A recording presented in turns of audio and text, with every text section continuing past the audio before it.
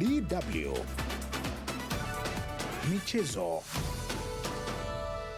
Nam, hujambo na karibu kwenye michezo leo Jumatatu Mei 4 mwaka 2026. Ni mengi mjini kwenye viwanja mbalimbali kuanzia hapo Ujerumani, Afrika na kwingineko duniani kote, na tupo hapa kukusogezea yale ambayo ni muhimu kukuhabarisha hii leo. Mimi ni Suleiman Mwalimu, niko na wenzangu hapa Babu Abdalla pamoja na Jacob Safari. Mambo vipi? Safi sana Suleiman. Leo ni Jumatatu ya michezo kama kawaida. Tuanzie hapa nyumbani kwenye Bundesliga. Tumeshuhudia mechi mbalimbali za michezo mwishoni mwa juma na bingwa tayari anafahamika, Bayern Munich almanusura apokee kichapo katika mechi yao ya mzunguko wa 32 dhidi ya vibonde Heidenheim. Nikianza na Jacob Safari, bila shaka umeifuatilia mechi hiyo. Kulikoni kibonde na anayeongoza msimamo, mambo ni matashtiti unaweza kusema?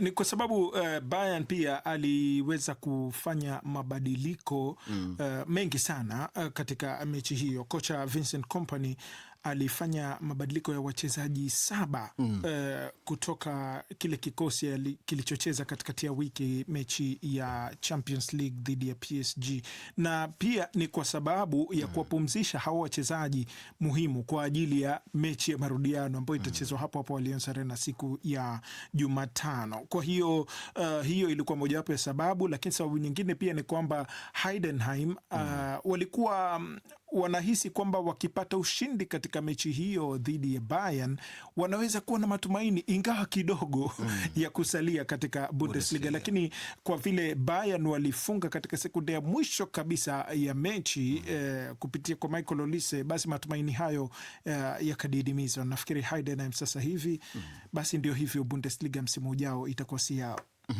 Asante sana Babu. Bayern Munich wamekuwa na huu mtindo katika mechi mbili zilizopita, wanafungwa baadaye pia wanarudisha yale magoli. Tuwaite hao ndo wafalme wa comeback kwenye mpira, ama tuseme tu kwamba kikosi chao ni kizuri, wakati mwingine tayari wameshatangazwa mabingwa na haina haja wakati mwingine kuanzisha kikosi kile cha kwanza? Kidogo nafikiri Vincent Kompany hivi sasa ana jicho moja katika michuano ile ya ligi ya mabingwa, na ndio maana ukiangalia katika mechi 2-3 zilizopita baada ya kuchukua taji lao la 35 la kihistoria la Bundesliga, Vincent Kompany amekuwa akiweka benchi, naweza kuwaita wachezaji kadhaa kama 6 nyota wa kikosi cha kwanza, na matokeo yake ni kwamba kile kikosi cha pili nguvu zake hawezi kukifananisha na kikosi cha kwanza, na ndio maana kipindi cha kwanza dhidi ya Mainz 05 walipigwa 3-0 kipindi cha pili, wakarudisha magoli 3 na kupiga goli la ushindi dakika za mwisho kupitia Harry Kane, na weekend iliyopita vile vile walifanya hivyo baada ya kuweka benchi nafikiri wachezaji kama 6 hivi wa kikosi cha kwanza. Lakini sasa hivi ukiangalia kwa hata kwa Bayern Munich wenyewe nguvu zao nyingi wamezielekeza sana katika Champions League, na ndio maana si ajabu hata katika mechi zijazo za Bundesliga Bayern Munich itaanza tu hivi kwa kusuasua, alafu baadaye kama kocha anahisi kuna njia labda ya kupata alama au hata kupata ushindi, wanaweza kufanya mabadiliko kwenye kikosi. Lakini sasa hivi nguvu zao kubwa wamezielekeza kwenye Champions League, kwa sababu mara yao ya mwisho kushinda taji hili ilikuwa takriban kama miaka 5 iliyopita. Tuzungumzie vita ya top 4. Jacob, nigeukia upande wako. Kulikuwa na mechi jana ya Bayer Leverkusen dhidi ya RB Leipzig, na Leverkusen waliwatandika magoli 4-3 waliopo katika nafasi ya tatu kwenye msimamo. Maana yake ni kwamba Leipzig yuko juu ya Bayer Leverkusen, na pengine kulikuwa na tarajio kuwa na ushindani mkubwa, lakini mambo yamekuwa ndivyo sivyo. 4-1. Ni mechi ambayo si wengi waliotarajia itakwenda jinsi ilivyokwenda, kwa sababu Leverkusen katika mechi kadhaa zilizopita, katika wiki kadhaa zilizopita, wamekuwa hawatabiriki kwa kweli, na walikuwa wanapatana na timu ya Leipzig ambayo iko katika fomu nzuri. Kumbuke Leipzig katika wiki chache zilizopita imepanda sana kimchezo mpaka ikafikia katika hiyo nafasi ya tatu. Kwa hiyo kupatana na Leverkusen, wengi walikuwa wanahisi kwamba Leipzig wataifunga Leverkusen, labda Leverkusen wakijaribu sana itoke sare, lakini ndio hivyo, ni Leverkusen hii ambayo haitabiriki. Na wanachonifurahisha Leverkusen ni kwamba wakikufunga wanakufunga kiuhakika, wanakufunga kwa mabao mengi, ambapo haya mabao ukiangalia sasa hivi wamefungana kipointi pamoja na Stuttgart na Hoffenheim, lakini kilichoweka juu katika nafasi ya 4 ni mabao. Kwa hiyo haya mabao yatakuwa muhimu sana kwa Leverkusen kuelekea mechi mbili za mwisho za ligi hii ya Bundesliga, na nahisi wanayo nafasi nzuri sana. Mechi ijayo watakuwa wanacheza na Stuttgart, kwa hiyo Stuttgart lazima wajipange sana. Nilivyoona jinsi walivyocheza na Hoffenheim, walibabaishwa sana, na huenda Leverkusen wakawa tishio kubwa sana kwao. Asante Babu. Schalke wamerudi katika Bundesliga baada ya misimu mitatu, na Jacob muda fulani alizungumzia Heidenheim kwamba wale sasa hivi mambo ni bye bye, wanaenda kwenye Bundesliga ya pili, lakini Schalke wamepata daraja tena, wamerudi tena kwenye Bundesliga. Unazungumziaje kurejea kwa hawa Schalke katika Bundesliga mara hii baada ya misimu mitatu? Schalke kwanza ni moja kati ya timu zenye historia kubwa sana hapa Ujerumani, Suleiman. Kando na kwamba hawajawahi kushinda taji la Bundesliga, lakini pia wameshinda kombe lile la DFB Pokal mara 4, na pia ni moja kati ya timu za hapa Ujerumani ambazo zimewahi kushinda UEFA Cup mwaka 1997. Lakini tukizungumzia historia, tunajua kwamba kwanza kuna ushindani mkubwa msimu utakaokuja, wanaita dabi ile ya kati yao na Borussia Dortmund itafufuka upya. Moja. Pili, Schalke ni moja kati ya timu ambazo zimetoa wachezaji wazuri sana katika Bundesliga, lakini pia tutapata fursa hivi sasa ya kukutana, kuwaona wachezaji ambao waliwahi kufanya vizuri, kwa mfano kule nchini England, Edin Dzeko ameiokoa sana klabu hii ya Schalke, na mashabiki sana wanafurahia sana uwepo wa klabu ya Schalke, na wanatumai kwamba safari hii baada ya kuwa nje kwa miaka mitatu watakuwa na mikakati ya kuhakikisha kwamba wanaendelea kusalia ndani ya Bundesliga kwa miaka mingine ijayo. Jacob, tuelekee nchini England. Kulikuwa na mechi kali sana mwishoni mwa juma kati ya mashetani wekundu Manchester United dhidi ya Liverpool, majogoo Anfield, na nyie wote hapo wawili ni mashabiki wa Manchester United. Bila shaka mlikuwa na furaha sana kuona timu yenu ikiwatandika majogoo Anfield.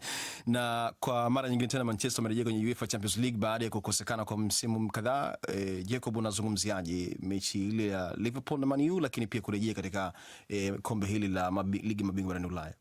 Bila shaka ni hatua kubwa, Suleiman, kwa Man United kurudi katika ligi ya mabingwa Ulaya msimu ujao, kwa sababu unajua hii ligi iwapo klabu inataka kuzingatiwa kama mojawapo ya vilabu vikubwa Ulaya, ni lazima ishiriki ligi hii ya mabingwa, na pia ni ligi ambayo inatumiwa na wachezaji wengi kuamua iwapo watajiunga na klabu fulani au la. Tumeona wachezaji wengi sana wamekataa kujiunga na baadhi ya vilabu kwa sababu havishiriki ligi ya mabingwa. Kwa hiyo nafikiri itawapiga jeki Manchester United kuelekea katika dirisha la uhamisho la kipindi hiki cha majira ya joto, na kuweza kuwapata wale wachezaji ambao wanawataka, ambao sasa hivi wanawanyatia. Kwa hiyo hilo ni moja, lakini katika mechi ya jana pia imetuonyesha kwamba kocha Michael Carrick amefanya makubwa sana katika kikosi hiki cha Manchester United. Wengi walikuwa wanasema labda baada ya mechi ya jana akishinda, basi atakuwa moja kwa moja anastahili kupewa nafasi ile ya kocha wa kudumu wa Manchester United, kwa sababu sasa hivi anashikilia nafasi hiyo tu mpaka mwishoni mwa msimu. Lakini nafikiri amefanikiwa kwa kweli kukileta kikosi pamoja, na hii kuipelekea Manchester United kufuzu katika Champions League ilikuwa mojawapo ya lengo alilopewa kuweza kulifanya, na amelifanikisha. Tukisalia pale katika ligi kuu ya Uingereza ya Premier, Babu, Tottenham Hotspur wapo katika hali mbaya sana kusema ukweli. Wamekuwa na msimu mbovu katika nadhani msimu wao mbovu kabisa katika miaka mingi kupita. Jana wamepata ushindi wao wa goli 2-1 dhidi ya Aston Villa, na Spurs tunavyozungumza ipo katika hatihati ya kushuka daraja katika ligi kuu ya Premier. Ni timu kubwa, jina kubwa, ina wachezaji wenye majina makubwa, lakini uwezo wao ndani ya uwanja msimu huu umekuwa ni wa kutia mashaka sana. Unayo matumaini kwamba pengine inaweza kasalia kwenye Bundesliga katika Premier msimu huu kwa matokeo haya na hali jinsi ilivyo? Kwanza ushindi wao wa magoli 2-1 dhidi ya Aston Villa ulitokana zaidi kutokana na maamuzi ya kocha Unai Emery, kwa sababu Unai Emery klabu yake inashiriki nusu fainali katika michuano ya Ulaya kule. Kwa hivyo alikuwa na jicho moja upande ule. Kwa hivyo kikosi kilichocheza weekend iliyopita cha Aston Villa kidogo naweza kukiita kikosi hafifu. Hilo moja. Pili, siwezi kusema kwamba bado wameokoka sana, kwa sababu Nottingham Forest ipo katika nafasi ya 16, alama ni 39. Tottenham Hotspurs alama 37, West Ham United alama 36. West Ham, Tottenham na Nottingham Forest, hizi ndio timu tatu ambazo zinapumulia mrija hivi sasa, na mechi tatu zitakazokuja zitaamua iwapo tutashuhudia Tottenham Hotspurs ikibaki ndani ya ligi kuu ya Uingereza au ikishuka ndani ya ligi kuu ya Uingereza. Hatuwezi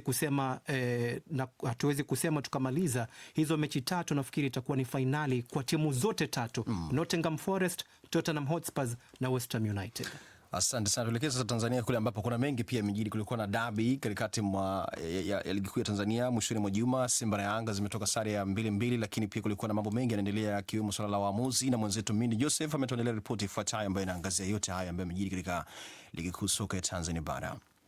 Mijadala imeendelea kushika kasi kwa wadau wa soka nchini kufuatia dabi ya Kariakoo kati ya Simba na Yanga kumalizika kwa sare ya kufungana mabao 2-2, mchezo ambao ulichezeshwa na waamuzi kutoka nje ya Tanzania kwa mara ya pili. Baada ya matokeo hayo, kocha wa Simba Steve Baka anaeleza kutoridhishwa na makosa ya kiufundi yaliyofanywa na wachezaji wake. Kushinda ilikuwa muhimu sana kwetu ili kuweka pressure juu ya vinara wa msimamo wa ligi. Ndiyo ilikuwa lengo letu, na bado kuna mechi nyingi za kuchezwa. Kwa hiyo tunachopaswa kufanya ni kushinda mechi kwa mechi, na tukiweza kufanya hivyo tutaendelea kuwawekea pressure Yanga. Kwa upande wa Yanga, kocha Pedro Goncalves anasema, nadhani kwa ujumla tulikuwa bora kuliko Simba. Kwa maoni yangu tulistahili kushinda, lakini ndivyo ilivyo. Bado tunaongoza kwa pointi 5 dhidi ya wapinzani hao wenye nguvu. Tunaendelea kuwa imara na kushikamana, kwani bado tuna mechi 10 zilizobaki msimu huu. Tunawekeza mkazo kwenye mechi ijayo. Mchambuzi wa soka Jeremia Isaya anasema mchezo huu ulikuwa na kiwango cha uwazi katika maamuzi ya uwanjani. Mchezo ulikuwa mzuri kwa sababu ya ubora wa timu zote mbili. Simba Sport Club na Young Africans, maamuzi ya marefali yalikuwa maamuzi sahihi. Lakini kwa Young Africans unaweza kuwapa big up kutokana na namna ambavyo walicheza. Siku kuwa ni timu ambayo ina press, na ni madhaifu ya Simba Sport Club kwamba ukikutana na timu ambayo ina press kwa nguvu wanaweza kuwa wanapoteza mipira. Lakini kwa Simba Sport Club kuna ubora wanaopoteza kwenye maeneo ambayo yale muhimu, eneo la ushambuliaji pamoja na eneo la kiungo, kutokana na pressing ya Young Africans. Mashabiki wa Simba na Yanga wametoa maoni kufuatia sare hiyo. Haijawahi kutokea Yanga kafungwa mara 2, ni kwa sababu tuna kikosi bora afu abovu. Haiwezekani timu nzuri ufunge goli 2 afu zirudi zote. Ina maana ubovu wa hali ya juu. Walikuwa wanatufunga mfululizo, lakini sasa hivi unaona tunaweza kusuluhu, tunarudi kidogo, lakini bado mistake zimekuwa ni nyingi sana. Kuna nafasi nyingi zinahitaji maboresho makubwa. Mtani sasa hivi kashanaelewa kwamba Simba ni timu aina gani. Akuingia kwenye vyumba vya kubadilisha nguo hapa uwanjani, wamelala nyumba ya jirani. Anashangilia sare kama Dodoma Jiji. Wakati mjadala wa dabi ya Kariakoo ukiendelea, ligi kuu Tanzania bara inaendelea kushika kasi wiki hii kwa michezo kadhaa kuchezwa. Mabingwa watetezi Yanga wanatarajiwa kushuka dimbani Mei 6 kuvana na KMC, wakati watani wao wa jadi Simba wakijiandaa kukabiliana na JKT Tanzania Mei 6. Katika msimamo wa ligi kuu, Yanga wameendelea kujitanua kileleni kwa alama 48 za mechi 20, huku Simba akishika nafasi ya pili alama 43 za mechi 20. Kutoka nchini Tanzania ni mwanamichezo Mindi Joseph. Naam, ni mwanamichezo huyu akizungumzia masuala ya dabi ya Kariakoo kati ya Simba na Yanga. Ni mambo mengi yamejiri bila shaka, lakini tuelekee nchini Kongo ambapo kuna uchaguzi mkuu utakao kufanyika wa shirikisho la soka nchini huo, ambapo kuna mengi pia yanaendelea nchini Kongo katika kuelekea uchaguzi huu ambao wagombea kadhaa wengi majina yao yameinguliwa, lakini wengine pia fomu zimepitishwa. Lakini kwa urefu zaidi mwenzetu Zuberi Ali ametuandalia ripoti ifuatayo. Miongoni mwa wainguliwa ni wachezaji wa zamani wa soka Aziz Makukula na Shaban Nonda, huku fomu za Bosco Mwehu, Jean Didier Masamba na Vero Musengo ndiyo wagombea waliokidhi vigezo na wanasubiri kuidhinishwa kabla ya uchaguzi utakaofanyika tarehe 20 mwezi huu. Licha ya wagombea hao kuwa na nafasi nyingine ya kupata rufaa, mchezaji wa zamani wa timu ya taifa Shaban Nonda ameamua kujiondoa rasmi kwenye mbio hizo saa chache baada ya kuenguliwa na kamati ya uchaguzi kwa sababu zake binafsi. Christian Kimaenga ni mfuatiliaji wa soka ya DRC na hapa anatoa maoni yake. Kuenguliwa kwa makandideti wale 6 wakiwemo Shabani Nonda pamoja na Azizi Makukula, mimi nafikiri ni kujibu kwa siasa ya kisoka kwa siku ya leo. Tusifichane, soka sasa hivi inaendana na siasa. Nini kinaangaziwa miongoni mwa waliosalia? Ramadhani Kaambwe ni mchambuzi wa soka. Tunatakiwa kwanza tuangalie vile ambavyo utakavyoweza kutumika. Ukimwangalia Vero Musengo ni mtu ambaye ana jina kubwa kutokana kwamba ashawahi kufanya kazi CAF na FIFA. Ukimwacha yeye pia, lakini kuna Bosco Mwehu ambaye anakuwa akifanya kazi kama kiongozi wa Linafoot. Amefanya vizuri kwa asilimia chache, lakini pia kwa asilimia kubwa kuna madhaifu mengi kwenye uongozi wake, kutokuheshimu ratiba, kutokuwalipa vizuri waamuzi. Wakati huo uchaguzi wa rais wa ligi ya vijana ulifanyika Jumamosi, huku nahodha wa zamani wa timu ya taifa Trezor Lualua akichaguliwa kuwa rais wa ligi ya taifa ya soka ya vijana Linaf kwa kushinda Zefir Kaninda kwa kura 26 dhidi ya 16. Leo Jumatatu Mei 4, 2026, uchaguzi wa rais wa bodi ya ligi kuu Linafoot utafanyika, huku Timothée Menayame, Delphin Kikuni na Jean-Claude Boto walirasimishwa kugombea. Wakati hayo yanaendelea, mechi za mchujo za ligi kuu zitaendelea leo na kesho. Don Bosco watapambana na AC Vita Club leo saa 9, huku kesho itakuwa zamu ya AC Simba dhidi ya Les Aigles du Congo, Maniema Union dhidi ya Celeste FC, na mechi itakayoangaziwa ni dabi ya Saint-Eloi Lupopo dhidi ya TP Mazembe itakayochezwa bila mashabiki. Zuber Ali, DW Michezo. Asante sana Zuberi Ali. Nirejee tena kwenu ndugu zangu hapa Jacob pamoja na Babu. Kule Tanzania hii leo kuna mikutano ya bunge inaendelea, na katika bunge leo la Tanzania alialikwa mchezaji wa zamani wa klabu ya soka ya Chelsea, nahodha wa zamani wa timu ya taifa ya Ivory Coast, Cote d'Ivoire, Didier Drogba, na waziri wa habari, utamaduni sana na michezo kule Tanzania, Paul Makonda. Sasa watu wengi mnaona mtandaoni wanachapisha video mbalimbali zikimuonyesha Drogba ndani ya bunge la Tanzania, na tukumbuke kwamba Tanzania na Kenya na Uganda kwa pamoja kupitia ile pamoja bid zinaandaa michuano ya AFCON hapo mwakani. Kualiko kwa Didier Drogba katika bunge la Tanzania kwa mfano, inaweza ikachangia kwa kiwango gani pengine kuelekea michuano hiyo? Kwa ufupi sana, nikianza na Jacob. Drogba ni jina kubwa bado katika kandanda la dunia, si Afrika peke yake. Kwa hiyo uwepo wake popote pale unakuwa na tija kubwa sana, na experience aliyoipata bila shaka inaweza kusaidia. Kwa sasa hivi hakuna kikubwa anachoweza kusaidia ila ushauri tu. Babu, neno moja tu. Nafikiri heshima na pia kukubalika kwa soka la Afrika Mashariki italeta hamasa sana kwa vijana wa Kitanzania, Kenya na Uganda. Tanzania pia, asante sana. Tanzania pia inapanga kuendelea kujitangaza zaidi kimataifa kupitia soka, na mambo ni mengi, muda ni mchache. Asante sana Jacob pamoja na Babu. Tuendeleze mambo mengine ambayo yanafuata kupitia DW Kiswahili.